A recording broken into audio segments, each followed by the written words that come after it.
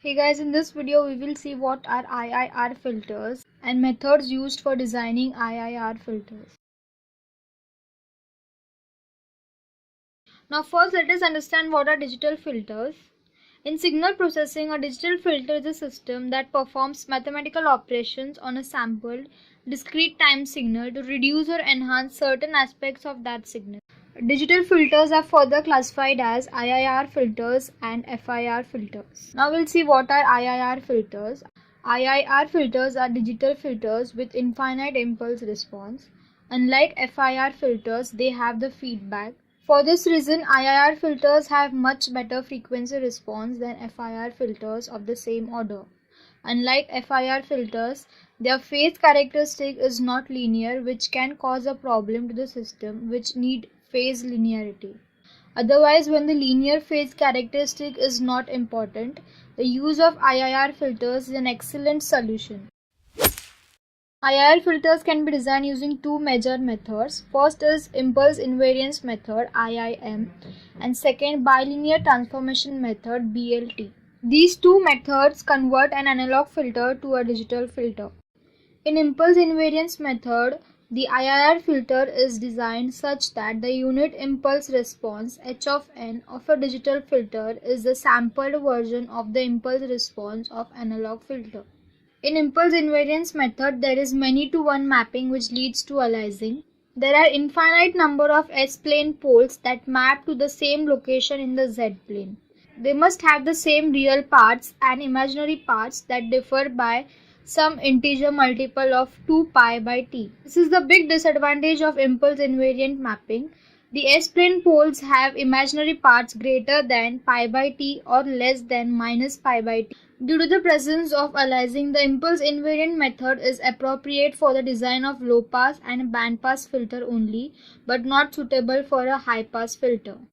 Now let us see the steps involved in designing a IIR filter using impulse invariance method. Step 1 is to apply inverse Laplace transform to the given transfer function h of s. The step 2 is applying sampling by replacing t equals to n into capital T. And step 3 is to apply z transform to the above h of n. Now let us move on to bilinear transformation method. Bilinear transformation is a conformal mapping that transforms the j omega axis into the unit circle in the z plane only once, thus avoiding aliasing of frequency components. All the points on the left hand side of the S plane are mapped inside the unit circle of the Z plane, and all the points on the right hand side of the S plane are mapped into the corresponding points outside the unit circle in the Z plane. The relation between capital omega and small omega is given as this. For small values of small omega, capital omega is equals to 2 upon t into small omega upon 2, which is equal to small omega upon t. Therefore, small omega is capital omega times t. For low frequency, the relationship between capital omega and small omega are linear. As a result, the digital filter have the same amplitude response as the analog filter. For high frequencies, the relationship between capital omega and small omega becomes non-linear and distortion is introduced in the frequency scale of the digital filter to that of the analog filter. This effect is called as the warping effect. Now let us see designing steps for IIR filter using a bilinear transformation method. For this, first you need to find pre-warping analog frequency using the given formula. Then using analog frequency, find h of s of the analog filter. Next, select the sampling rate of the digital filter.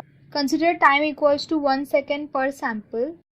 Finally, substitute s is equals to 2 upon t, 1 minus z inverse upon 1 plus z inverse into the transfer function found in step 2. IIR filters can be designed using impulse invariance method or bilinear transformation method.